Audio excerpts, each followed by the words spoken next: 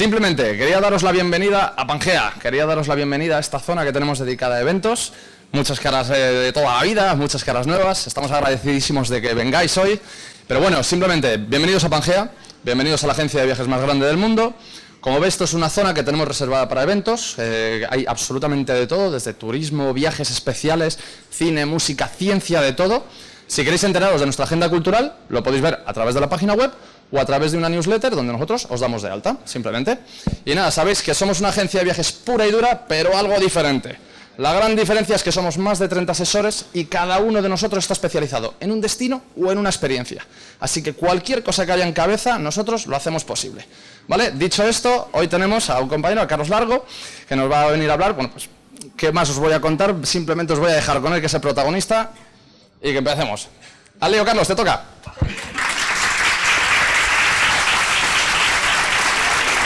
Madre mía. Madre mía. Pues he de decir que creo que esto impone, un poquito.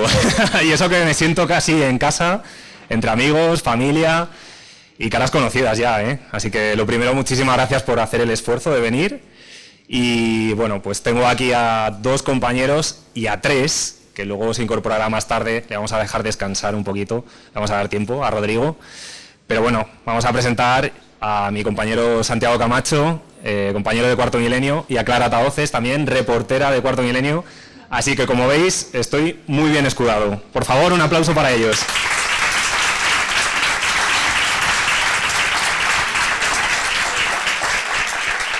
Hola amigos, hola amigas, muchas gracias por venir. Estamos en el espacio de Pangea y estamos en la presentación del libro de Carlos Largo. Y yo con este caballero, al que me une una amistad desde hace muchos años, tenía dos compromisos, dos deudas, y una de ellas era presentarle el libro, que aquí estamos, y otra hacerle una entrevista para mi podcast Días Extraños. Y yo, que soy una persona que muchos de mis allegados me califican como de un pragmatismo asqueroso, pues he dicho, ¿y por qué no hago las dos cosas a la vez? Y así vamos ahorrándonos un tiempo.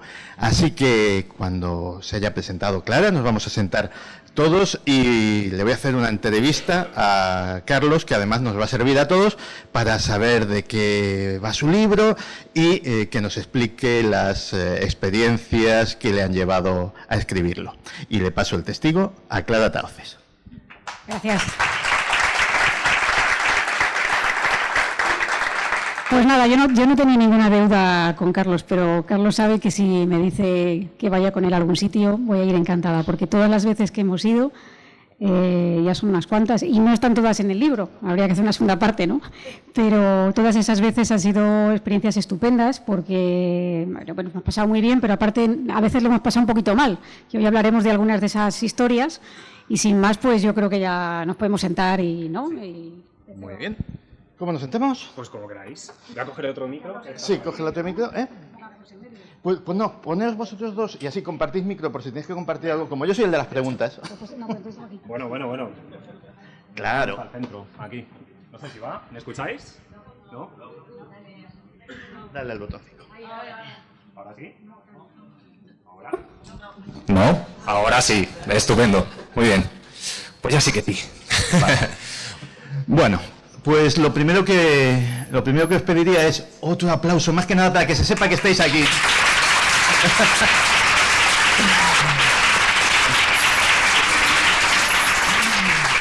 Para que se sepa que estáis aquí, porque Días Extraños nunca ha salido de mi casita. Es la primera vez que saco el podcast a paseo y mucho menos con tantísima gente. Y qué mejor ocasión que tener aquí a Carlos Largo, la presentación de su libro, Al principio de la oscuridad. Y Carlos, yo a todo el mundo que viene a Días Extraños a presentar un libro le hago la misma pregunta. ¿Por qué Al principio de la oscuridad? ¿Por qué el título? ¿Y por qué escribir este libro? Bueno, lo primero, agradecerte esta oportunidad de estar en el podcast, en Días Extraños, y por supuesto también a la editorial, a Odeón, a Amado Martínez, a Iker, a Carmen y a otras muchas personas que han hecho posible que salga adelante este proyecto. Me lo han preguntado mucho estos días en algunas entrevistas. Al principio de la oscuridad nace hace ya mucho tiempo en mi mente, pero no se había materializado por falta de, a lo mejor, de aterrizar esa oportunidad. Yo quería hacer un homenaje, un recopilatorio de todos los casos que he ido tratando en estos últimos 10 años, porque ha pasado el tiempo volando, 10 años ya lo creo. de la nave del misterio, y vosotros lleváis mucho más en esto. Sobre todo un homenaje a estas personas que han vivido muy de cerca el misterio, lo insólito y lo inexplicable, y que desde entonces no han vuelto a ser las mismas. Es algo repetitivo, común, en cada una de estas, en cada uno de estos testigos que he podido entrevistar gracias al programa de radio y de televisión de Milenio 3 y de Cuarto Milenio. Tú venías de la facultad cuando nos conocimos, venías recién llegadito y yo creo que caíste en esto de rebote, querías dedicarte al misterio. ¿Y cuál ha sido tu experiencia una vez ya te has metido de lleno? Porque, vamos a ver, a mí siempre me preguntan aquello de, bueno, pero tú exactamente ¿por qué te dejan decir las cosas que digo? Porque nos toman por el pito del sereno, somos los loquitos de los platillos volantes y ya está, nos dejan decir lo que nos da absolutamente la gana porque somos el último mono de la compañía informativa. ¿Tú cómo te has sentido como nueva adquisición de la troupe? Bueno, esto lo tengo que confesar, ya es algo que se sabe, pero el misterio me buscó a mí, porque como bien sabéis, yo me había dedicado al periodismo deportivo en una radio local, en Pozuelo de Alarcón, en Cauro FM, y a magazines de entretenimiento. De hecho, mi primer programa en Cadena SER fue un programa de magazine, de entretenimiento puro y duro, a diario de lunes a viernes por la noche, con María Guerra y luego con Alberto Granados. Y bueno, luego, casualidades de la vida, yo tenía planificado un viaje, que bien sabéis que estuve a punto de liarla muy parda. Ahora te lo preguntaré ahí, que tú tranquilo. Sí, seguro que sí.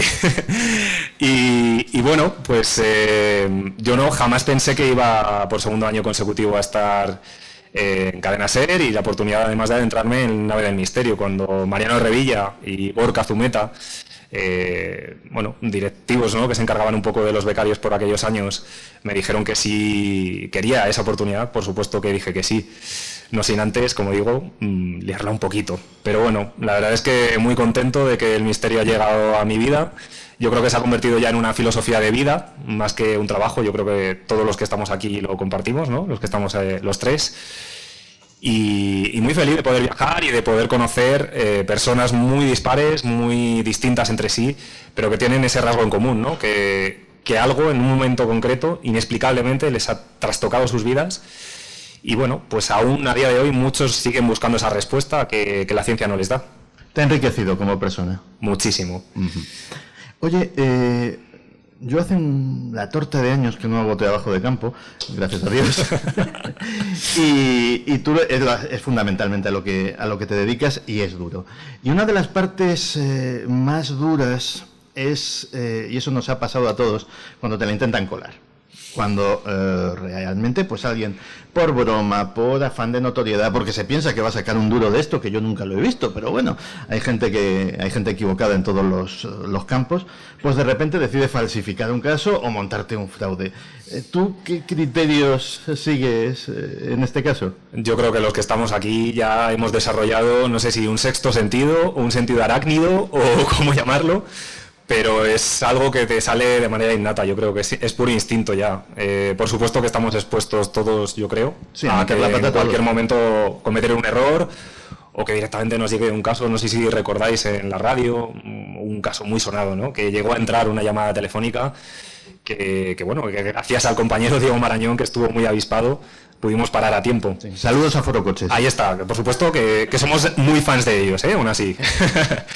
y bueno, pues todos estamos expuestos a ellos, pero yo creo que una charla telefónica a través de la voz, a través de ese encuentro, ¿no?, el primer encuentro con los testigos, yo creo que Clara también coincidirá, ¿no? Yo creo que se nota si alguien te está mintiendo o simplemente quiere compartir esa experiencia y busca alivio, ¿no?, que simplemente le escuchen. Y ahora viene la pregunta que siempre se le hace a un divulgador del misterio o a un investigador en una presentación. ¿Has pasado miedo? Un clásico, por favor, o sea, esa pregunta es ya un clásico en las entrevistas, Pero me gusta que me la hagan porque yo creo que sí que hemos pasado miedo, yo creo que todos los integrantes del equipo. Ahora Clara también nos contará alguna aventura que hemos vivido conjunta y en la que sí que nos hemos quedado muy extrañados, pero ha habido muchas veces en las que he estado muy cerca del misterio. Sin ir más lejos, hubo una semana muy intensa en el año 2012 en el que me tocó realizar un viaje a Canarias para conocer el caso de un niño de 8 años, Jaime, que vivía atormentado por un ser, por decirlo de una manera, de otro mundo, una especie de hombre ensotanado que no le dejaba ni descansar ni hacer vida normal, porque le decía incluso que si lo contaba esto a su familia, pues que podía tener problemas y que incluso podía acabar con la vida de su propio hermano pequeño.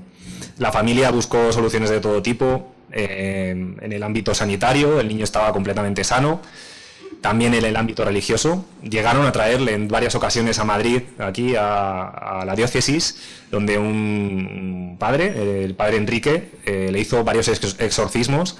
Y yo recuerdo con mucho temor, ¿no?, el cómo acercarme a ese niño para sacarle esas palabras, ¿no?, porque lo tenía muy, muy arraigado ese miedo. Pero finalmente lo conseguí a través de una forma muy sencilla, una pizarra que tenía en su habitación, y le dije, ¿me podrías dibujar a este hombre que tanto te aterra? Y el niño se soltó, eso sí, a cambio de un pequeño chantaje que tenía ahí guardado, que era conseguirle un autógrafo de Iker Casillas. ¿De Iker Jiménez? No. De Iker Casillas. Vaya. Pero gracias a un familiar tuve acceso a él y cumplí la promesa. Siempre trato de cumplirlas. Esa semana fue muy intensa porque luego además enlazamos con un viaje al norte de España, a una región de Cataluña. No puedo dar muchos datos, bien sabéis, Sí. Y lo conocéis muy profundamente el caso, pero lo que sentimos y vivimos allí surgió a través de una típica aparición de carretera, de una chica de la curva, por decirlo de alguna manera, y todo eso desencadenó un dossier que superó todas nuestras expectativas, todos nuestros miedos reales, y que a día de hoy creo y siento que no va a poder salir adelante. O sea, no vamos a poderlo emitir en Cuarto Milenio.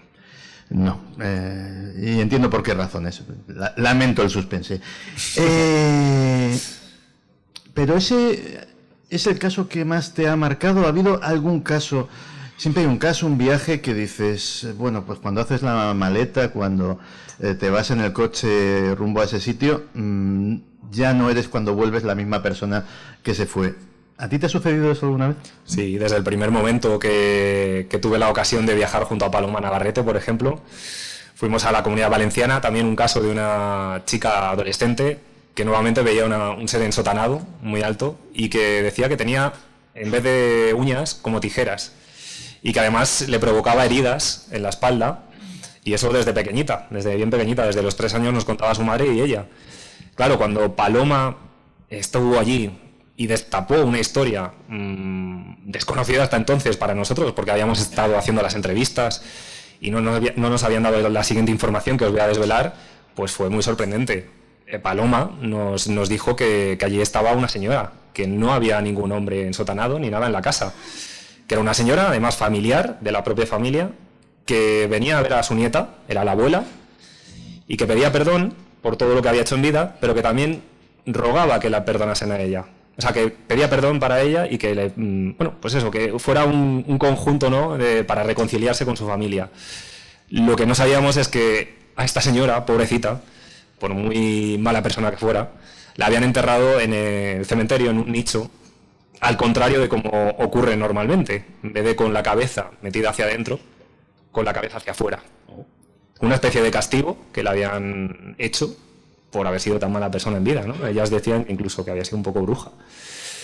Claro, eso fue un impacto total y sobre todo lo contaba hace poquito en una charla en la Asociación Espírita de Madrid, cuando yo le pregunté, pero ¿cómo vosotros sois capaces de percibir esto, no? Yo no era la primera vez que trabajaba con ella. Y me dijo, bueno, tan simple como estoy viendo ahora mismo detrás tuya a un señor gordito y bueno, pues que estaba muy pendiente de ti. Yo supe perfectamente quién era esa persona. Una persona familiar. Así que yo creo que ese fue el inicio y luego, por supuesto, ha habido muchos viajes. A Okigahara, en Japón, eso lo viví, vamos, intensamente, ¿no? El mítico bosque de los suicidas. tener la oportunidad de ir junto al compañero Javier Pérez Campos y José Alberto Gómez, nuestro cámara, de manera casi precipitada, y descubrir incluso que la realidad supera muchas veces la ficción, ¿no? Que hemos visto documentales en internet, pero no, es que la muerte está muy presente en Oca y Bajara. Yo hace muchos años, cuando recién había conocido, bueno, muchos años, 20 y tantos años, recién conocido a Iker Jiménez, cuando estábamos en luna de miel de nuestra amistad y estábamos contándonos nuestras respectivas vidas y tal, pues Iker siempre me decía, no, tío, las señales son muy importantes, las investigaciones. Y yo decía, este tío está voladísimo, o sea, ¿qué es esto de las señales y tal? Luego descubrí que efectivamente hay señales y que efectivamente hay algún tipo de fuerza, llámalo el destino, llámalo la causalidad, llámalo el universo, llámalo X, que te va guiando en las investigaciones. ¿Tú has notado eso? Sí, por supuesto. Además, yo soy mucho de dejarme guiar por las señales y os animo a todos los presentes y a todos los que nos estáis viendo por internet a que trabajéis en ello, porque a veces os puede sorprender. Yo jamás pensé que en un viaje de un reportaje en Málaga me iba a encontrar con Mado Martínez, coordinadora editorial de Odeón, y de repente, en ese viaje en tren, me dijera, oye, ¿tú no estarás pensando en escribir un libro? Por supuesto que lo había pensado, pero ¿cómo atreverme a dar el paso, ¿no?, a sentarme y plasmar todo eso en varias páginas? Yo, no, por favor. Pero sí, me armé de valor, salió todo muy bien en ese viaje, además dio paso a un caso que está en el libro, El don de Carlos, y me dio la oportunidad de seguir ese camino. Otra señal súper importante para mí fue, por ejemplo, luego le vamos a conocer a Rodrigo Gómez Pastor, pianista, que en unas jornadas de creatividad que realizamos junto a las compañeras de Inspira, que están por aquí presentes, Ana, Begoña, Mercedes, Carolina, pues bueno, de repente yo no le conocía y yo ya había terminado el libro, lo había entregado, y Rodrigo, ya le vais a escuchar luego, toca desde el alma, desde la emoción, es pura emoción, vais a flipar. Y de repente toca una canción. Bueno, hay dos que a mí especialmente son mis favoritas y que le he pedido que si puede que las toque. Pero una de ellas, de repente dice, esta se llama Luz en la oscuridad. Y dije, ostras, esto es otra señal. Al principio de la oscuridad. ¿Por qué? Porque una de las cosas que yo siempre he querido transmitir con el libro es que de la oscuridad y del misterio también se puede aprender. Que hay esperanza, que hay optimismo. Y que muchas personas, de los testigos, han cambiado sus vidas literalmente, pero para bien, para ayudar a muchas otras personas y para ayudarse a ellos mismos. Y muchas señales las he vivido con Clara, que me encantaría que os contara también cositas que hemos vivido y que nos han sorprendido. ¿Te animas? Yo os voy a dejar ahora interactuar y hablar de vuestras cositas y tal, pero antes te quería hacer una pregunta. ¿Habéis compartido correrías y qué tal compañero es de investigación? Pues es un compañero estupendo y ese es uno de los motivos por los que yo, pues, a Carlos tengo una debilidad especial. Eso es público y notorio. Todo el mundo sabe que Carlos, pues, le tengo un cariño especial y es muchas veces por estos viajes donde compartes muchas cosas, ¿no? Donde se producen vivencias que te unen más. Yo creo, fíjate, de las veces primeras que yo hablé con Carlos no fue para temas de investigación, de viajes, no, ni mucho menos. Fue para una cosa que era algo así como el Gabinete de Expertos. Efectivamente. Que se emitía en Cuarto Milenio, que se ha emitido por temporadas. Hay temporadas que ha salido, otras temporadas no. Me imagino que más adelante volverá. Y Carlos, pues, me pasaba algunos casos para que yo diera la opinión, ¿no? Pero eso, y luego el contacto, digamos, de hoy tienes el teléfono de no sé quién, conoces este caso y cosas así, un poco, digamos, pues menores, ¿no? Entonces, claro, ahí no tienes un conocimiento profundo que puedes llegar a entablar con un redactor. Yo en ese momento era una colaboradora, con lo cual yo tampoco le veía a diario, ni mucho menos, ¿no? Pero surgió, digamos, un primer viaje, y este viaje, pues, un poco, la verdad que fue bastante impactante en cuanto a resultados. No sigo las vivencias en ese viaje porque la verdad que no, quitando una habitación que había que daba. Estamos hablando. Pero te refieres a la investigación en Córdoba, ¿no? Córdoba. ¿Puede ser? Sí, en un pueblo de Córdoba donde tuvimos, pues bueno, la suerte o la desgracia, no sé si de caer ahí, y que realmente en una de las habitaciones sí que notabas, yo no soy insensitiva, yo no soy Paloma, no soy Aldo, pero sí que entras en algunos sitios y tú tienes unas sensaciones que, bueno, pueden corresponderse o no con la realidad que estás viviendo, pero lo cierto es que las tienes. Y ahí pues había como una temperatura inferior, eso era un dato objetivo, y una sensación extraña, ¿no? Y precisamente por eso fue donde hicimos un poco el foco de las grabaciones, de dejar grabadoras y tal, y los resultados pues fueron bastante llamativos. Sí. Ahí incluso pues había voces que interactuaban con nosotros, es decir, se referían a situaciones y acciones que estábamos realizando en ese momento, ¿no? Como encender una linterna, ¿no? Sí. Además, yo creo que eso fue el germen para que en otras investigaciones que hemos realizado de manera conjunta también salieran resultados muy sorprendentes. A mí, por ejemplo, nunca puedo olvidar cuando acudimos a una residencia de la Comunidad de Madrid. Vamos a omitir la localidad precisamente para proteger la identidad de las personas, ¿no?, que nos brindaron la oportunidad de estar allí y de conocer su caso, y también del Palacio Cifré, en Cataluña, sí, que también estuvimos allí y donde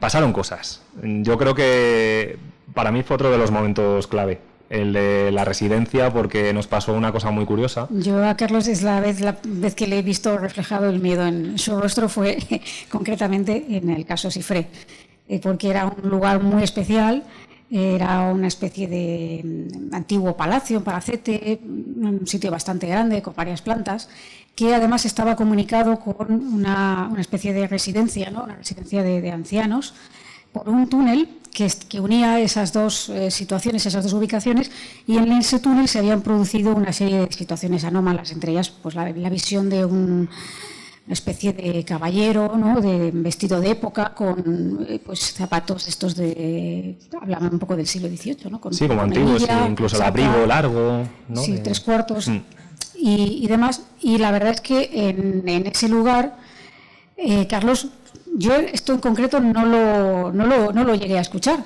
pero Carlos sí. Y un compañero que está aquí, que vamos a evitar también decir el nombre, porque quizás yo creo que es el más escéptico de nuestras cámaras, ¿no? Pudieron escuchar algo, pero que yo preferiría que lo contara Carlos, ¿no?, algo en el interior de ese túnel. Todo además empezó con un experimento de estos que tanto nos gustan hacer, ¿no?, que siempre nos dicen los testigos, joe, es que ya os vale, ¿no? O cuando al compañero Javier Pérez Campos le metemos en esos jaleos de dejarle aislado totalmente. Bueno, aquí la compañera que también se quedó en la cripta de Josep Cifré, que fue el fundador de este palacio, y está allí enterrado, y tuvo el valor y la valentía de quedarse durante un tiempo bastante alargado. Que me hizo eterno, no sé cuánto tiempo sería, pero... Grabando acompañado, o sea, teniendo la única compañía del féretro, del ataúd. Sí, sí, además en un sitio de dimensiones muy reducidas, sin luz. Claro, tú has visto lo que hay, pero luego ya no ves nada, porque esas luces se apagan y tú te quedas, digamos, con el féretro, una especie de ataúd antiguo con unas garras de león. Una escena muy draculiana. Muy draculiana, totalmente. en donde yo decidí dejar la grabadora encima del ataúd, o sea, y claro, no había dónde sentarse, entonces me tuve que sentar en el suelo, apoyada mi espalda con el ataúd. Todo eso en completa oscuridad, de noche, con la cripta cerrada, bajo tierra, que además abrieron la cripta solo para eso, es decir, no es un sitio que se visite normalmente. Levantaron una especie de losa, sí, y había unas escaleras hacia abajo por las cuales se cayó una de las cámaras. Menos mal que no se pasó nada. Y ahí me quedé, pues no sé el tiempo que estuve. Yo creo que casi 40 minutos. Hora fácilmente. La verdad es que, hombre, en ese momento muy tranquilizador no es el panorama, porque... Hombre, tú sabes que esto en teoría no se va a levantar nadie. Esperemos, si no, bueno, creo que ya hubiera sido protagonista de ese programa al completo. Pero esa inquietud hay que decir, porque muchas veces en cementerios y tal, pero es que esto, al ser un sitio tan de dimensiones, quizá como este especie de escenario que tenemos aquí, este tamaño, una cripta tan pequeña con un ataúd donde no cabes más que tú y el ataúd, en fin, pues muy tranquilizador no es.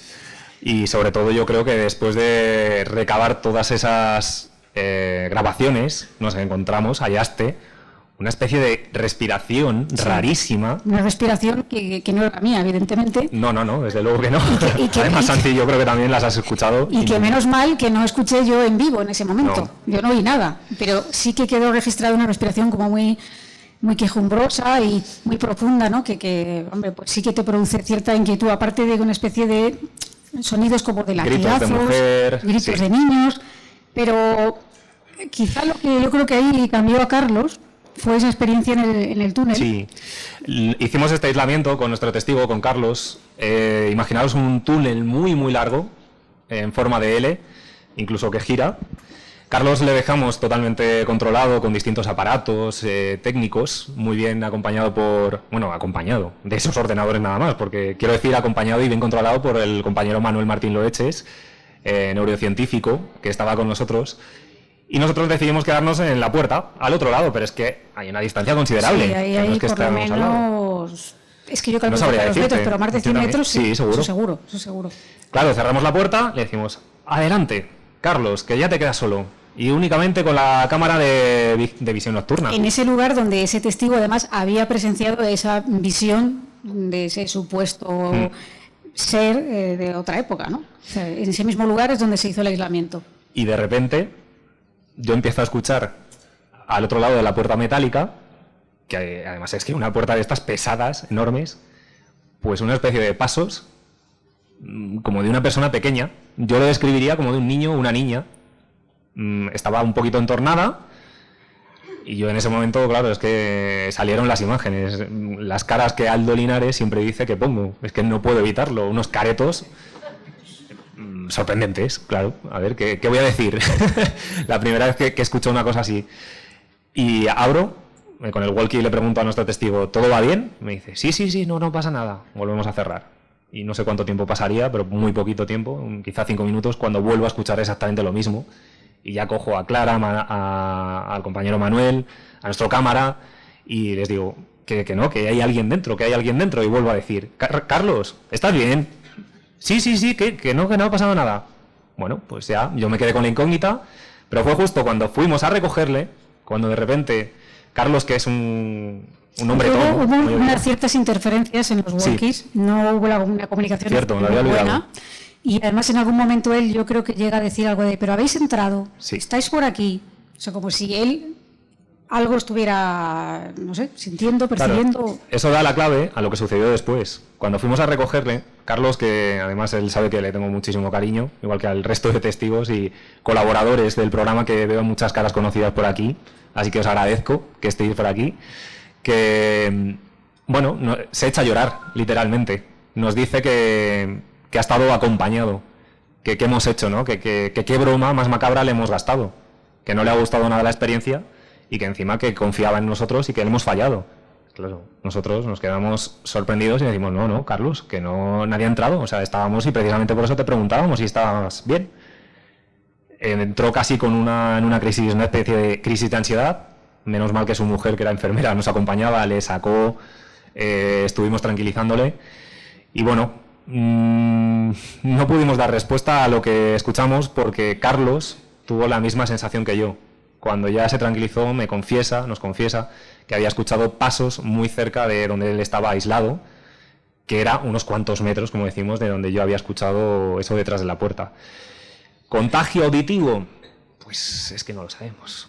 No sabemos qué puede haber pasado en esa investigación. Lo cierto es que a raíz de ahí fue un festival, como me gusta a mí decir, de fenómenos, porque bueno, las alarmas de la residencia... Yo creo que dejamos ese sitio, en nuestro paso por allí fue como si hubiera pasado el huracán... ¿Te acuerdas de las inundaciones que hubo? Sí, es que se filtraron unas inundaciones, roturas de tuberías... Se rompió el ascensor, sí. Se rompió no sé si era el lavaplatos... Sí.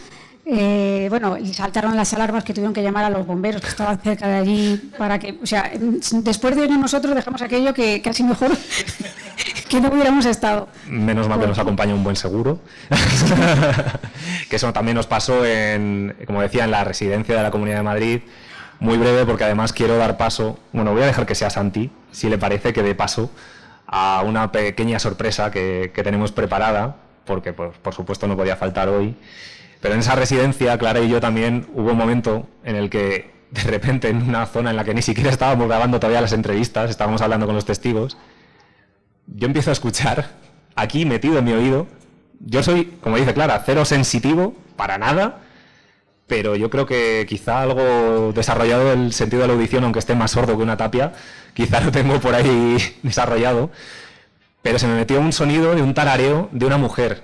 Clara y yo estábamos sentados tal cual, o sea, además es que me acuerdo perfectamente. Nuestra cámara enfrente, el testigo aquí, y de repente le miro a Clara y no hizo falta decirnos nada. O sea, yo sabía perfectamente que a Clara le había pasado exactamente lo mismo que a mí. ¿Y qué habías escuchado, Clara? Pues una especie de tarareo de mujer, como si estuviera...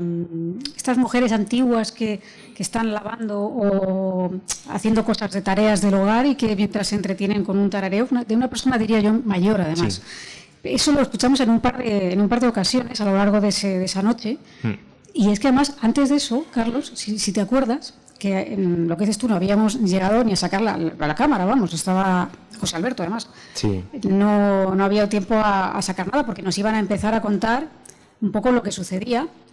Ya empezaron las luces que había, empezaron a parpadear también. Nos pasó de todo. Y a día de hoy siguen pasando cosas. Sí. Porque hemos podido hablar con los testigos. De hecho, en el libro este caso está metido. Todos estos los vais a poder conocer a fondo. Y también, ¿no? A mí mi pasión es la radio, la locución, y quizá por eso he querido hacer un pequeño homenaje a esos años de micrófono amarillo en la cadena SER. Qué recuerdos, ¿verdad, compañeros? Qué recuerdos. Y bueno, pues a cada capítulo acompaña un pequeño podcast, un pequeño código QR que vais a poder escanear para escuchar las voces de algunos de esos testigos o colaboradores que han prestado también esa ayuda a que este libro haya sido posible.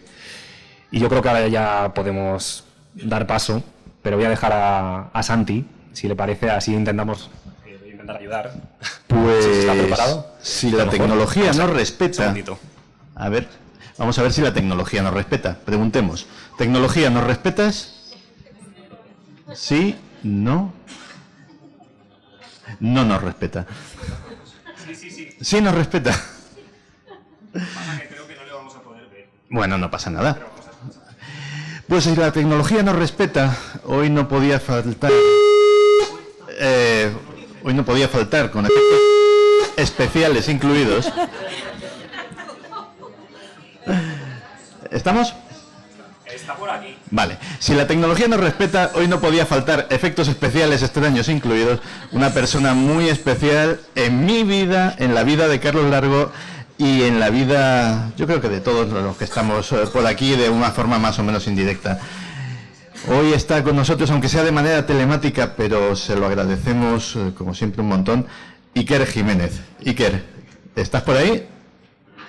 ¿Me veis? ¿Me escucháis, chicos? Sí. ¿No? Hola, Iker. Oye, se te ve muy bien, compañero? Muchas gracias. ¿Te escuchamos y te vemos? Es increíble la tecnología. Yo no os escucho, bueno, os escucho un poquito raro, un poco así como humita, y no os veo, sinceramente, pero estoy a vuestra disposición.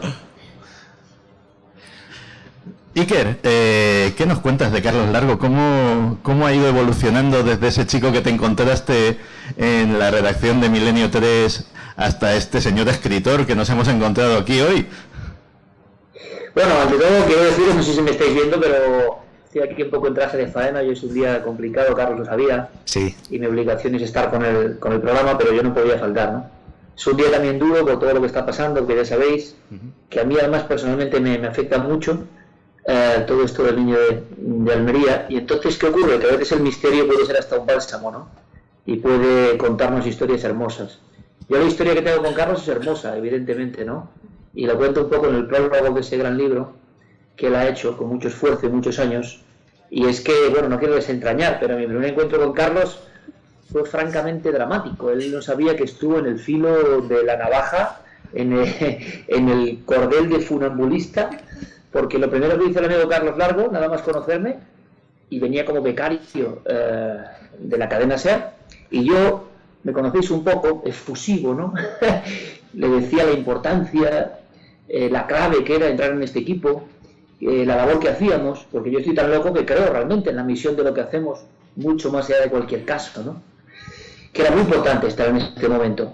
Y de repente, Carlos, veo que duda, que se me acerca, solo contar una parte, que se le pone la cara pálida, cual aparición fantasmagórica, y que me viene a decir, oye, que todo esto está muy bien, pero mira, es que yo tenía un billete y tengo vacaciones, y que si me puedo ir de vacaciones, este es el día que lo conozco, ¿no? Y yo le miro así, exactamente así, como miro el programa, pero con muy mala leche, y entonces eso de la vida entera en un segundo, ¿no? Dije, pero este tío, primero, este tío que ha venido aquí, que me lo han impuesto, que yo no lo conocía de nada. Segundo, que yo sepa, no ama el misterio. O sea, podía hacer, no sé, información deportiva, económica.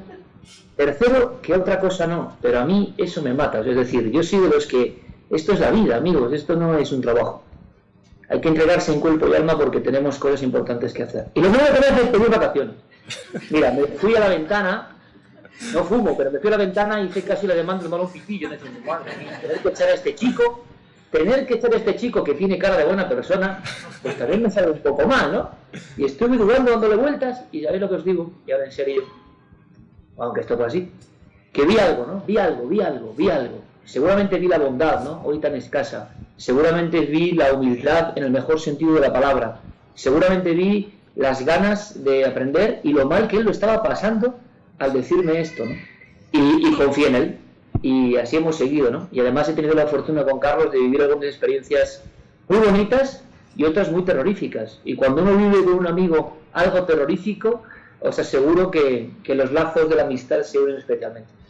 Iker, yo te lo agradezco y lo sabes, te lo agradezco enormemente esa confianza y que además estés haciendo el esfuerzo de estar aquí con nosotros, porque sé que mañana va a ser un día muy intenso de grabación, como todos los martes, pero sí que quería preguntarte, ¿qué recuerdos tienes, lo poco que se puede contar, de esa semana que justo no nos has podido escuchar antes, pero yo lo definía como semana intensa de abril de 2012, cuando juntamos esos 2 viajes de Canarias, del caso del niño, de Jaime, y bueno, otro caso que tampoco podemos hablar mucho, pero que yo sé que para ti y para muchos del equipo, ahí sí que sentimos el auténtico miedo, yo creo, ¿verdad? Sí, un miedo muy especial que, mira, yo ahora estoy en mi casa y estoy encantado de estar con vosotros. Yo, evidentemente, tenía que estar de alguna manera, ¿no? Contigo como, no voy a decir como apadrinando ni mucho menos, porque tienes un maestro de ceremonias extraordinario como es Santi, pero desde luego decir que parte de la nave fundamental está contigo, ¿no? Porque tú eres parte de esta nave. Y en esta nave hemos pasado momentos que no hemos llegado ni incluso a contar. Y eso es bueno que lo sepa tu gente, ¿no? La gente que se va a acercar al libro, la buena gente que va a querer saber más de misterios. Y yo creo que Carlos tuvo un shock, ¿no? Porque ese chico que yo conocí, tan bondadoso, tan auténtico, tan buena gente, tan trabajador, o sea, valores muy importantes, ¿no? Para ser alguien en la vida, con valor y dignidad. Pues ese valor se resquebrajaba un poco como el mío. Y sabéis, para mí fue, por un lado pasé miedo, lo voy a confesar, pero por otro estaba contento de que Charlie lo estuviera pasando mal. Gracias, Iker, gracias. Claro, por supuesto, tú me conoces, ¿no? Pero ¿qué ocurre? Estaba contento porque Carlos había vagado, y eso está muy bien, entre el sincero escepticismo, la lejanía de estos temas. No es un loco como yo, que lleva desde los 11 años, por fortuna para él, ¿no? Él debe estar grillado como yo desde siempre con esto. Pero es muy bueno tener en el equipo personas que no lo viven como uno, sino lo viven diferente, para observarlas. ¿Y qué ocurre? Que yo vi que Carlos se descomponía con esta historia. Al final era la historia de un crimen, la historia terrible de un crimen, de una mujer troceada, ¿no?, en 3 partes y tirada a un vertedero y con los brazos en actitud de rezo, como si fuera una especie de simbología, que es lo que yo pienso, ¿no?, como si alguien le hubiera dejado un mensaje macabro hace muchos años. Y unas personas habían visto un fantasma, el clásico fantasma, el fantasma, no sabemos qué es. Pero alguien que era escéptico mucho más que Charlie nos contaba que en plena noche, delante de su vehículo, se aparecía una mujer que en un primer momento pensó que era alguien golpeado y que se fijó en una especie de mandíbula que estaba un poco desencajada, ¿no? Parecía alguien brutalmente apalizado en la noche. Pero que también le llamó la atención el sayal blanco que esta mujer llevaba y también la blancura de su rostro. Y entonces, cuando observaba eso, se dio cuenta de que la mujer había desaparecido y que ya aparecía con brazos en cruz detrás del coche. Y entonces el coche empieza a volverse loco. Yo no sé, Xavi, si te lo has contado tú ya, pero... Adelante, porque esto está inédito. No he contado nada de esto. Ah, vale. Puedes, adelante.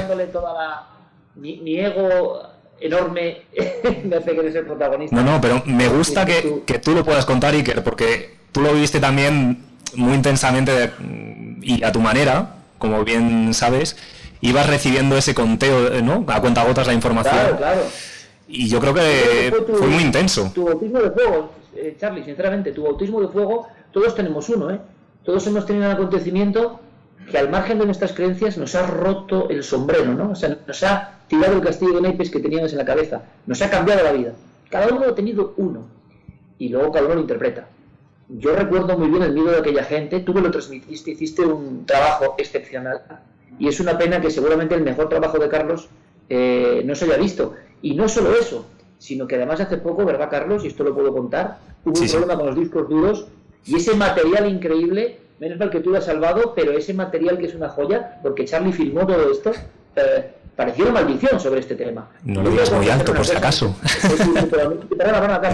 No, que digo, no lo digas muy alto, que por ahí hay otra copia, no sea que pase algo. Sí, no. Sabes que perfectamente en un momento dije yo, dejamos este caso. Sí. El propio Carlos me miraba con una cara diciendo, pero Iker, ¿cómo vamos a dejar este caso de fantasma, crimen, revelaciones increíbles? Volver a investigar y que un sensitivo vea sin saber nada a esa mujer que le hace un gesto de que está partida, que conectemos con la familia y, en fin, todo se vaya enmadejando para que una gente escéptica haya visto el fantasma en el lugar exacto. Yo tengo un escalofrío ahora y bueno, aquí, esta zona es de libros de política y de cosas, ¿no? Pero hay una zona de criminología donde yo acudo rápidamente y veo que en lugar de los hechos que Carlos está investigando con una pareja aterrorizada, la chica y el marido escéptico, ingeniero naval, que se ha encontrado el fantasma. Ese fantasma está detrás en el coche se bloquea, la temperatura baja, las luces del picadero empiezan a expandirse de una manera y el coche se queda ahí parado. Y de repente el hombre que dice, ¿qué está pasando aquí? Hay dos mujeres vestidas con una túnica blanca, la cara desencajada, el pelo oscuro pegado a la cara, y de repente está otra vez delante la imagen. Este hombre era escéptico absolutamente, es más, se reía un poco de mí, ¿no? Y tuvo también su encuentro con el misterio.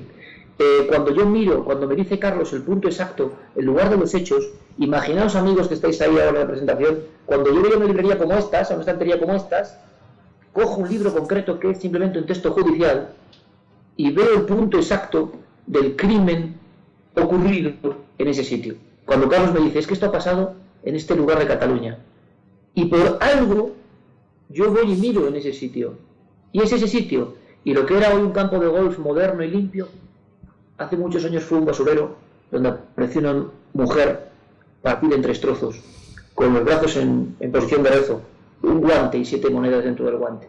Bueno, lo que fue descubriendo Charlie, que si quiere él los contará, fue un viaje tan profundo a lo increíble. Y yo aprovecho para decir una cosa, mira, la televisión, ahora Carlos lo sabe, Santi lo sabe, yo hago la televisión como estáis ahora viéndome. No he leído jamás en mi vida una sola letra, un solo papel. Para bien y para mal. ¿Qué ocurre? ¿Que hablas con el corazón? ¿Qué pasa? Que yo estaba aterrorizado. De verdad, llegué a soñar con esa mujer. Llegué a pensar que aquí en el despacho poco menos que se me aparecía. O sea, la obsesión que teníamos todos. Y en un momento le dije a Carlos, esto es muy gordo. Hablo de un crimen. Es como si el fantasma viniera para arreglar algo, sinceramente, para que algo fuese conocido. Y es un tema profundamente familiar. Y Carlos no me entendía. Pero con el tiempo, Carlos supo que hay casos malditos. Supo que hay historias que no son de película y son de verdad. Y a veces es mejor dejarlas dormir durante tiempo, mucho tiempo. Y me gustaría que supierais, amigos, que en Cuarto Milenio hay algunos casos de este tipo, pero ninguno con tanto pavor, tanto miedo, porque la historia fue absolutamente terrible, ¿no? A veces los fantasmas se aparecen para contarnos su triste final, ¿no? Yo prefiero pensar que también hay luz, pero esta historia era muy oscura, y para Carlos fue el cambio. Nunca ha vuelto a mirar Carlos igual el misterio, ni la vida, como después de aquellas noches, ¿no?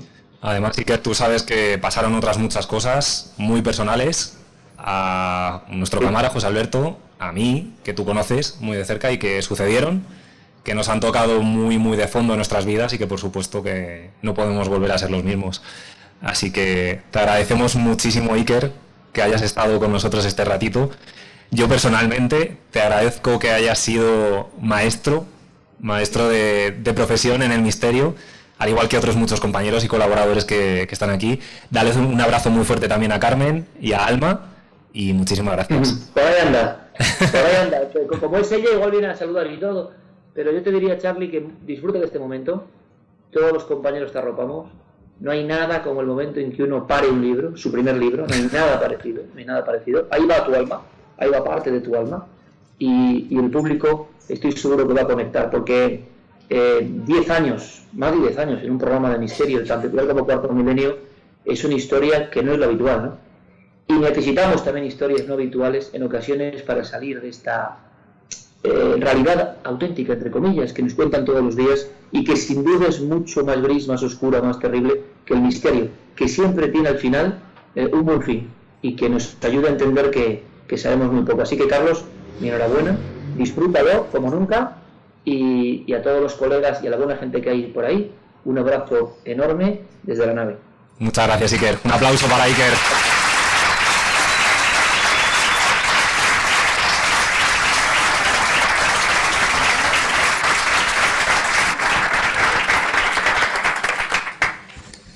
Bueno, y ya para terminar, me preguntabas antes, Santi, sobre esas señales, ¿no? Y te hablaba del compañero Rodrigo, cómo le conocí. Y sí que para quedarnos también con ese buen sabor de boca, me encantaría que conocieseis su trabajo, cómo toca, con qué emoción, cómo... Ahora os contará él un poquito, porque él está empezando a estudiar música ahora. O sea que vais a flipar con cómo ha trabajado hasta ahora Rodrigo. Se llama Rodrigo Gómez Pastor y, como digo, es pianista y os va a tocar esa pieza de la que os hablaba antes, ¿no? Que para mí fue una señal. Luz en la oscuridad. Un aplauso para Rodrigo.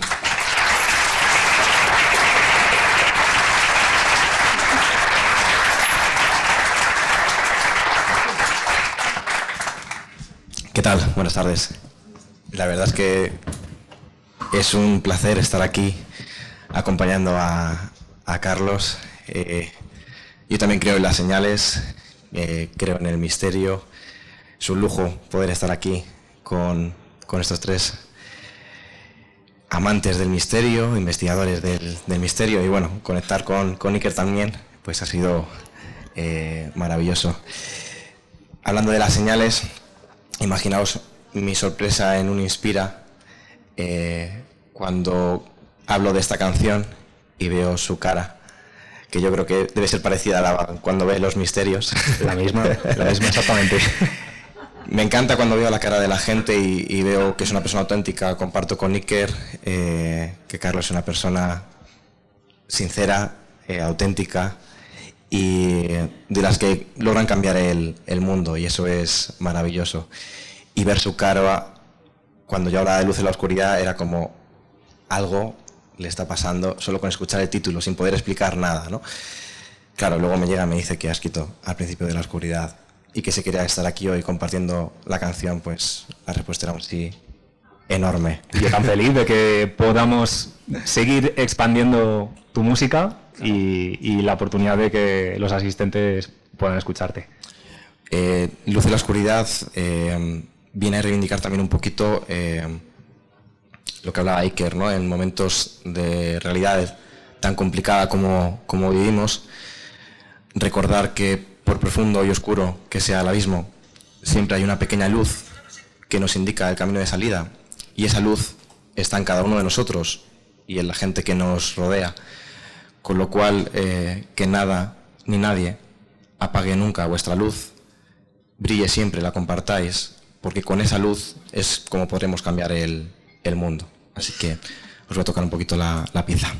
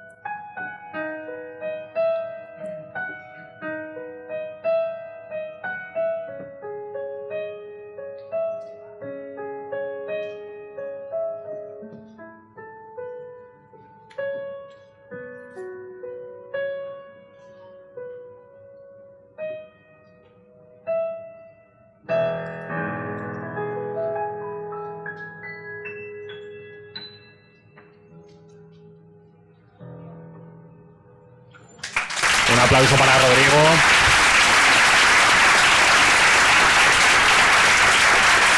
Muchas gracias.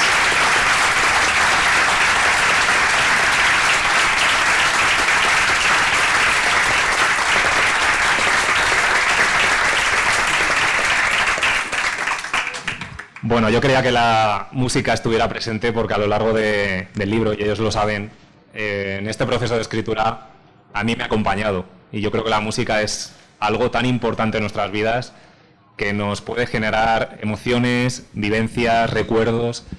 Y yo quería que Rodrigo estuviera aquí, por supuesto, para que todos vosotros le conocierais, y le agradezco enormemente a él, a Clara, a Santi, que me hayan acompañado, y a todos vosotros en esta primera aventura y primera presentación de Al principio de la oscuridad. Y termino con ese mensaje que ya decía en la canción, ¿no? En este título. Al principio de la oscuridad, por supuesto que hay mucha luz, no solo negatividad, sino mucha esperanza y mucho optimismo, y es el que pretendo que vosotros descubráis en este libro. Muchísimas gracias.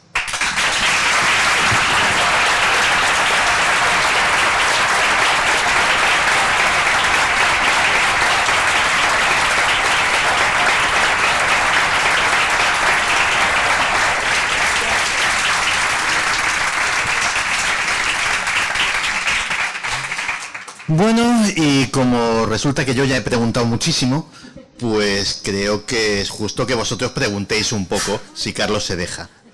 ¿Te dejas? Así que... Estaba consultando los tiempos, que tampoco me quiero alargar, pero vamos bien. Estupendo. Pues si alguien quiere hacer alguna pregunta a Carlos sobre su libro o sobre lo que quiera. Dejo el micrófono si queréis. Y... No, quédate tú con ese. Vale, bien. ¿Alguna pregunta? Es el momento. Por allí. No seáis tímidos. Bueno, ya he visto al primer valiente, que para nada es tímido. No. Bueno, lo primero, estoy muy orgulloso de ti por este libro. Gracias. Y que seguro que no solo es el principio de la oscuridad, sino el de una larga carrera como escritor. Muchas gracias. Simplemente quería preguntarte qué capítulo destacarías del libro, por el motivo que sea, por tu vivencia personal o por cómo lo has plasmado en el propio libro. Yo creo que el que os comentaba es el capítulo final, es el capítulo del bosque de Aokigahara. Fue la primera vez que yo salía para trabajar en Cuarto Milenio, hacer un reportaje fuera del país, fuera de España. Y para mí supuso una aventura intensa, porque fueron 5 días en los que tuvimos que preparar, bueno, primero la idea de hacer el viaje, luego se nos cayó 2 días antes, y un día antes nos volvieron a confirmar que sí, que nos podíamos marchar. Con lo cual imaginaos el estrés de organizar la maleta, la mochila, pero para nada, no había estrés porque la emoción podía. Entonces yo creo que ese es quizá el capítulo que yo destacaría por todo lo que ocurrió allí también, ¿no? E incluso llegando a confirmar que la realidad supera la ficción. Nosotros queríamos primero probar cómo se sentía una persona atrapada en este bosque, que además intentaba, ¿no?, finalizar sus días allí. Y es muy fácil perderse. La primera noche estuvimos a punto de perder 2 integrantes de Cuarto Milenio. Uno fue Javi Pérez Campos y otro yo. El segundo día ya decidimos ir a comprar cintas de colores, que son las que utilizan estos individuos, ¿no?, que quieren acabar con sus días allí. Y fue mucho más sencillo y mucho más fácil. Imaginaos además todo nevado, pero allí conocimos muchas historias de fantasmas y de incluso personas que pudimos ver en directo cómo acaba, en directo. Después de que hubieran cometido su suicidio, pues nos avisaron justo cuando habíamos acabado todo el trabajo de que si seguíamos un sendero, pues encontraríamos a la policía para poder entrevistarla o incluso intentar tomar unas imágenes de allí, porque una persona había encontrado el cadáver de un individuo colgado de un árbol. Allí fue cuando realmente nos dimos cuenta de que el mito no es tan mito ni es tan leyenda, sino que es cierto que en esta zona, pues por lo que sea, es escogida por muchos japoneses para terminar con sus días. Allá al final. Hola, ¿qué tal, Carlos? Buenas tardes. Hola, ¿qué tal? Aunque ya te hice la pregunta en su día y tú ya más o menos lo has dicho, Yo me gusta que me definas el libro con una sola palabra. Yo creo que es esa, la que terminaba, ¿no? La charla, luz. Sí, es que en su día te lo dije, esa pregunta, bueno, esa respuesta me encantó y por eso quiero que todo el público lo escuche, es que cómo define su libro, Luz.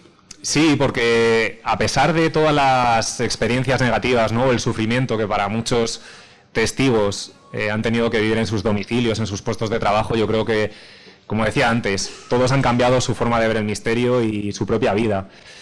Y muchos de nuestros colaboradores aquí, también estoy viendo muy cerquita de ti a Pedro Baños, por ejemplo, y recuerdo muy bien cómo él también hizo un clic, yo creo, no sé si me permites decirlo, Pedro, cuando fuimos allí, estuvo también la compañera Clara, Paloma, Aldo, en las islas, en el recinto militar que hay en Toledo, que fue gracias a él que pudimos conseguir los permisos, y él vivió en primera persona una de estas investigaciones y yo creo que desde entonces tampoco ha vuelto a ser el mismo.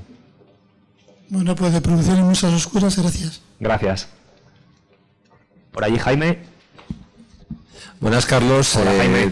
No te puedo decir que el libro sea bueno porque aún no lo he leído. Eso está bien, sed precavidos. Te he prometido una pregunta incómoda. Venga, adelante. Como en la cadena rival y te va ahí. Yo sabes que soy un poquito más de conspiraciones que de misterios, pero hay una cosa que me parece muy misteriosa en el misterio y me gustaría que aquí estuviera reflejada. ¿Aquí hay algún misterio que deje de serlo ya?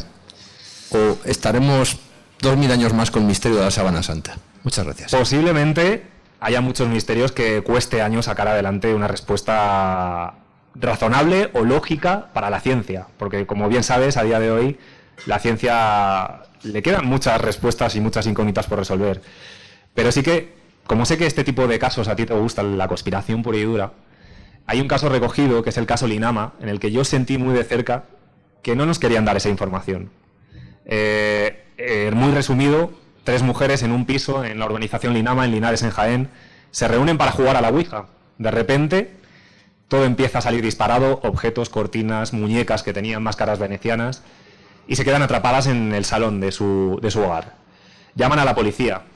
Acuden 2 integrantes, 2 miembros de la policía, y lo que se encuentran allí, primero que les cuesta abrir la puerta, y lo segundo es que uno de ellos, uno de los agentes, resulta agredido por algo que no puede ver. Esto queda registrado en un informe policial que llegó a nosotros de una forma muy curiosa y que fuimos con ellos a distintos lugares, allí a la comisaría, a la estación de Baeza Linares en busca de varios agentes y nos fueron dando pistas falsas. Con lo cual, algo hay ahí que no interesa que se sepa y el qué, pues no lo vamos a saber.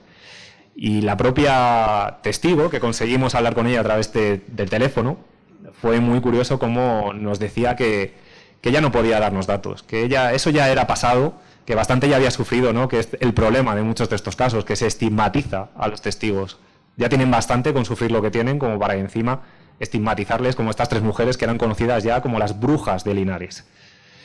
Claro, esta mujer no quería saber nada, pero a mí me impactó mucho cuando me dijo que si hablaba más de la cuenta podría perder su trabajo. ¿El qué estaba ocultando?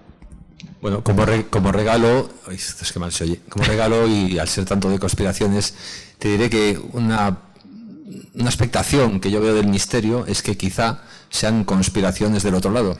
Por eso no conseguimos nunca resolverlas. Ojalá que algún día podamos llegar, ¿no?, a ese punto y resolver muchas de las dudas. A mí me encantaría, por ejemplo, no es tan un tema conspiranoico, aunque tiene parte. ¿Cuál es el secreto, ¿no?, que se esconde detrás de la muerte? Yo no la temo, desde luego, desde hace un tiempo. Lo comentaba el viernes pasado en la Asociación Espírita. Creo que hay que aprovechar, ese es otro mensaje que también quiero transmitir con el libro. Cada segundo, cada momento que tenemos con nuestros amigos, con nuestra familia, porque quizá, como bien decía el otro día además Rodrigo también, pues este concierto sea irrepetible, ¿no? O sea, no se va a repetir de la misma manera. Así que hay que aprovechar cada instante y cada momento. Ojalá que algún día sepamos que hay más allá de la muerte. Por aquí. Gracias, Jaime. A ti. Gracias. Bueno, enhorabuena ante todo. Gracias. Y nada más empezar a leer tu libro, que no me ha dado tiempo a mucho, pero empiezas a comentar un tema que me ha intrigado muchísimo. Además que lo tienes súper reciente, porque es de tu luna de miel. Sí. El tema de las piernas. Sí. ¿Hay algo de eso en particular que no hayas querido desvelar o alguna conclusión a la que hayas llegado posteriormente que no hayas plasmado en el libro? Sigo estando en el mismo estado en el que me encontraba hace un año, cuando escribía este capítulo, ¿no? La parte introductoria. Hice un acto de reflexión, yo creo que todos lo hacemos, ¿no? Cuando vamos a una investigación, que si pedimos a nuestros testigos que sean lo más sinceros posibles, que compartan sus historias y que se vuelquen, ¿no? Porque pueden ayudar muchas veces a otras personas que se sientan identificadas con ellas. Pues que yo mismo tenía que hacer ese ejercicio de confiar una historia personal y que además me había pasado de la manera más tonta, por decirlo de alguna manera. Como bien dices, me casé en septiembre de 2016 y justo nos fuimos a Vietnam. Allí, en un pueblecito en Hoi An, un pueblecito pesquero, súper turístico, pues nos hospedamos, aquí está mi mujer, Carolina. Ella lo vivió en primera persona y me dio las claves para saber que algo extraño había pasado en ese día.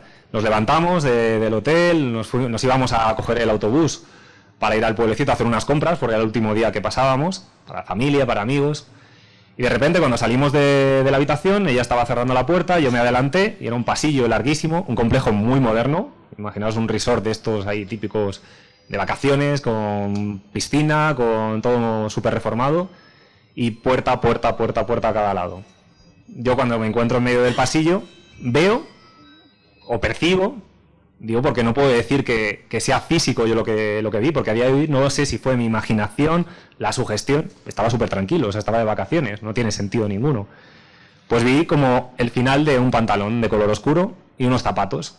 Mi cerebro interpretó en un primer momento que lo que estaba viendo era pues una persona del servicio de limpieza, del servicio de habitaciones, y lo normalicé tranquilamente.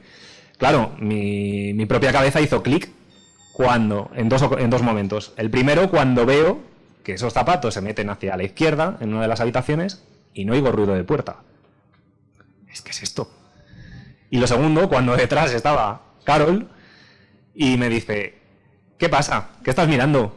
Y claro, digo, ¿cómo? O sea, fueron muy pocos segundos y no sé realmente qué es lo que pasó. O sea, no le puedo dar una explicación. Quiero creer que fue algo que mi imaginación creó en ese instante porque me pilló muy relajado, o no, pero esto lo he consultado con varias personas del programa y ellos no piensan lo mismo. Incluso Aldo, Paloma saben de esta historia y tampoco opinan lo mismo que yo. ¿Que conecté en ese instante? Pues no lo sé. ¿Se puede saber qué opinan, si se puede saber? Pues que quizá en esos momentos que existen teorías también que hablan, ¿no? En el que te encuentras relajado, más sereno, si tienes una cierta sensibilidad, que yo creo que no la tengo, pues puedes conectar con algo que, como este caso, ¿no? Que hablaba Iker, que tanto nos impactó, un ingeniero que llamaba a Iker vendemotos porque no veía el programa y de repente, pues, volviendo de su trabajo a casa, pues ve a esta chica ensangrentada en medio de la carretera cuando vuelve a altas horas de la madrugada. Quizá haya momentos en los que nos pilla más propicios para captar ese tipo de cosas. A día de hoy, ya te digo, no te puedo dar respuesta. Yo quiero seguir pensando que fue mi propia cabeza la que me jugó una mala pasada. Pero no lo sé. Pero claro, si esto lo voy uniendo al tarareo que escuchamos Clara y yo, a los pasos de Cifré, pues no sé. Sí, pero bueno. Sí. Y eso no fuimos los únicos. Pedro fue testigo también de esas voces que escuchamos en medio de la nada. Yo sé que a mí me persigue lo sonoro. Por eso yo creo que siempre desde pequeño me he querido dedicar a la radio. Así que... Siento no poderos dar una respuesta más clara, pero bueno, ahí está la vivencia y que cada uno, por supuesto, que haga su reflexión y que juzgue. Yo siempre me gusta decir que toda crítica constructiva es bienvenida.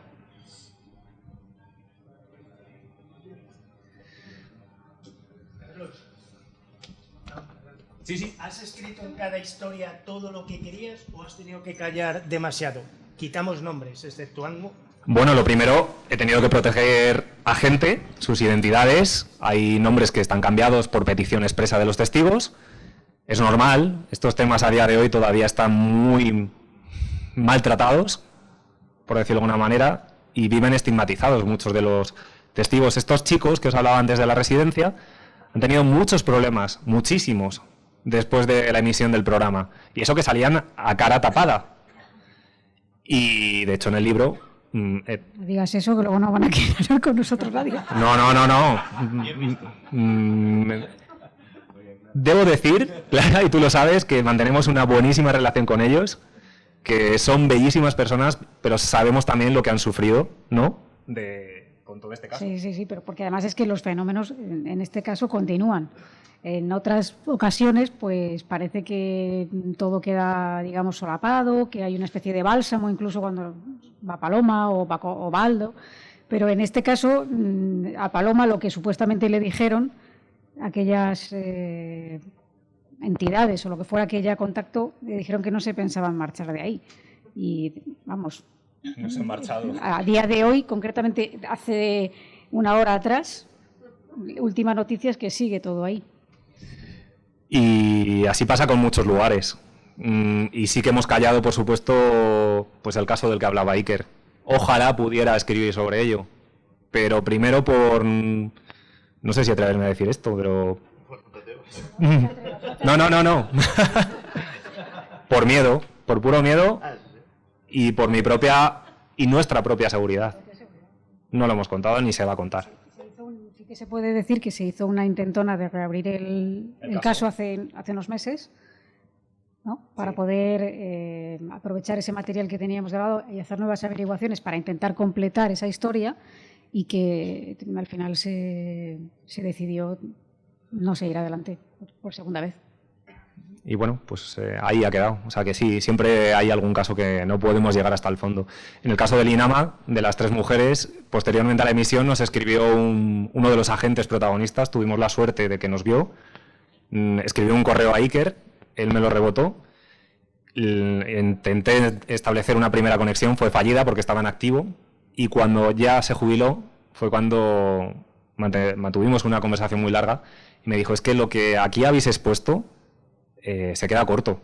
Es que pasó mucha más de lo que habéis enseñado. Y tampoco quiso contar más allá. Hay filtros, por supuesto que sí.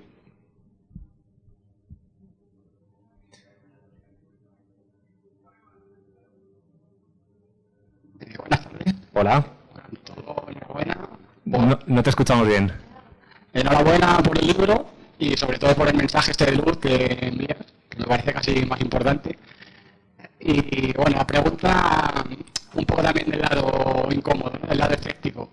¿Qué porcentaje de casos, no solo del libro, sino en tu experiencia de vida, no me refiero a un número matemático, pero qué sensación tienes de que tengan una explicación lógica respecto a los que te has encontrado, que habéis acabado la investigación, es decir, esto no sabemos, estos ruidos no tienen explicación, esto no es una persona que está obsesionada, no sabemos cuándo hemos acabado? Ha habido casos en los que directamente no se han emitido por eso, ¿no? Porque se han descubierto que existe una explicación más lógica que paranormal, por decirlo de alguna manera, a lo que nos estaban diciendo. Y esos directamente se descartan, porque creo que no tenemos nada más que aportar que eso, ¿no? Y muchas veces sí que cuando pasan a lo mejor fenómenos extraños durante las investigaciones, tenemos la suerte de contar con científicos y con Aldo y con Paloma en la parte más sensitiva y que bueno, que nos dan las pautas, ¿no? Nos ayudan a intentar estudiar y llegar al final a las conclusiones de cada suceso anómalo que se haya vivido. Y a lo mejor directamente pues algún ruido ha podido colarse del exterior. O, bueno, Clara también lo hace mucho, ¿no? Las grabadoras siempre intenta aislarlas lo máximo posible para que no se cuele ningún tipo de ruido que nos pueda llevar a una confusión. Y Santi creo que nos quiere también comentar algo. No, quería comentarte, como parte de la redacción de Cuarto Milenio, claro, lo que veis en Cuarto Milenio está muy cribado. Es decir, evidentemente no se investigan ni todos los casos que nos llegan, ni la mitad de la mitad. Es decir, de lo que sí que se emite, de los casos de Carlos, de los casos de Clara, etcétera, etcétera, yo pondría la mano en el fuego, por ponerte una cifra y no equivocarme, por el 95%. Para poner la mano en el fuego por ese 95%, ha habido que dejar muchísimos por el camino que eran o dudosos o al testigo le parecían muy interesantes, pero decía, chicos, es que aquí no tenemos más que tu palabra y ya está, o sea, me parece muy bien y es tu vivencia y lo respetamos muchísimo, pero no da para un reportaje o para una investigación. Entonces, claro, si la pregunta era si nos llega mucho material, que evidentemente no, muchísimo, o sea, nos llega mucho material que no podemos utilizar, pues por dudoso, pues por mil cosas. El que finalmente utilizamos, yo ya te digo que pongo la mano en el fuego por la inmensa mayoría. Yo creo que Clara también coincide en lo mismo, ¿verdad? Sí, yo creo que ante la duda de casos que llegan y que tienes la más mínima duda de que eso puede no ser cierto, primero porque sea una invención, después porque tenga una explicación natural o por una explicación incluso psicológica de ese suceso, lo que hay, digamos, en la duda queda, es decir, no se saca. Bueno, pues no sé si hay más preguntas, si eso las dos últimas, si queréis, para no alargar mucho, no por nada más, que yo encantado de estar aquí horas y horas. Hola, buenas tardes. Hola, ¿qué tal? Lo primero, agradecerte a ti el que seas, en este caso, pues el protagonista de divulgar el misterio, ¿no? Con este libro. Naturalmente no lo he leído y ya casi te voy a hacer una sugerencia para que hagas el siguiente. Y si no a ti, pues a los dos compañeros que tienes al lado y a todos los que trabajan en Cuarto Milenio. Yo patentaría estas ideas, ¿sí? Ahora mismo. Bueno, espero que me lo firmes ahora, ¿no? Por supuesto. Vale. Yo soy fiel seguidor de Cuarto Milenio y del misterio, pues prácticamente como Iker toda mi vida. De hecho, alguna vez he podido hablar con él en alguna firma de libros y demás. Y también he hablado con Santiago, no sé si te acordarás, bueno, brevemente, en un encuentro fortuito aquí en Madrid. Entonces, lo que quería comentar es, el programa es extraordinario, hacéis una labor extraordinaria de divulgación de casos, tenéis una base de datos de casos extraordinaria, pero yo echo de menos en el programa, y a lo mejor me he perdido alguno, y a lo mejor puede ser una idea para el siguiente libro, que hagáis un poco de pedagogía sobre estos casos. Me explico. Impregnaciones, espectros, múltiples realidades. Ha habido casos con Aldo espectaculares vistos en el programa. Evidentemente no se pueden explicar al hilo de lo que están diciendo los compañeros, pero sí que se puede intentar profundizar un poquito más dentro del programa o dentro de un libro, como los que se hacían en el siglo XVIII, con muchos menos datos que vosotros tenéis y muchas menos pruebas con grabadoras o con nuevos medios tecnológicos. Yo echo de menos esa relación de casos, hablar de impregnaciones, ¿por qué puede suceder esto? Hablar nada menos que de esas realidades paralelas, ¿cómo puede explicarse eso? Se puede profundizar, yo creo, un poquito más. Y sería una labor pedagógica extraordinaria para todos nosotros, para todos aquellos que seguimos fielmente el programa, vuestros libros, el misterio, etcétera. ¿Veis? Este tipo de críticas constructivas son las que nos gustan. No es como crítica. No, aportación, si quieres la llamamos, pero quiero decir que este tipo de aportaciones y cómo lo has hecho es de agradecer, porque tienes toda la razón. Tenemos limitaciones, por supuesto. Pues mira, sí. ¿Ves cómo te he dicho que tenías que patentar la idea? Yo creo que tenemos limitaciones, ¿no? La falta de tiempo, como bien sabéis, no es una excusa, pero es tal cual. Los viajes se hacen express, volando, las investigaciones son muy, muy intensas y a veces, pues es verdad que no tenemos margen para profundizar más allá. Y hay veces que se nos queda material guardado para aburrir, ¿eh? O sea, podríamos hacer una temporada entera con todo tipo de casos y aventuras. Me lo guardo como aportación y como buena idea porque creo que sí que es cierto. Pero, por ejemplo, aquí tenemos a la compañera Clara Tauces, que en su libro de las Casas Encantadas, el gran libro de las Casas Encantadas, creo que aporta mucha luz en ese sentido, ¿no? Que explica ese tipo de fenómenos, ese tipo de definiciones que a lo mejor para el público general se escapan y no nos damos mucha cuenta de que hablamos de impregnación o hablamos de poltergeist y a lo mejor hay personas que no saben qué son, por mucho que hayan oído en películas. O sea que yo te lo agradezco, que de verdad que hayas hecho esa aportación y como dice Santi, quién sabe si a lo mejor surge de ahí una sección. Muchas gracias. Yo os animo y acabo con esto. Yo espero veros a todos los expertos, un día, 2 días, 2 programas, 3 programas reunidos, hablando en ese plan pedagógico de cada tipo de casos, de casuística, y de verdad que pueden ser programas extraordinarios. Muchas gracias. Última pregunta. Venga, vamos. Bueno, primero, enhorabuena por el libro y, bueno, me gustaría preguntarte, ¿no? Yo supongo que escribir un libro tiene que ser algo increíble, tiene que ser algo que sale del alma, ¿no? Porque si no, no se podría. Por eso me gustaría preguntarte cómo te sientes después de haber escrito este libro. Pues llevándola al símil, y a lo mejor es una burrada lo que digo, pero después de haberle pedido a Iker vacaciones justo en la oportunidad, ¿no?, de mi vida, pues la voy a soltar también. Yo soy muy así, muy directo, casi como un parto. Y eso que no sé lo que es un parto. Pero ha sido mucho sacrificio, pero también muchas alegrías.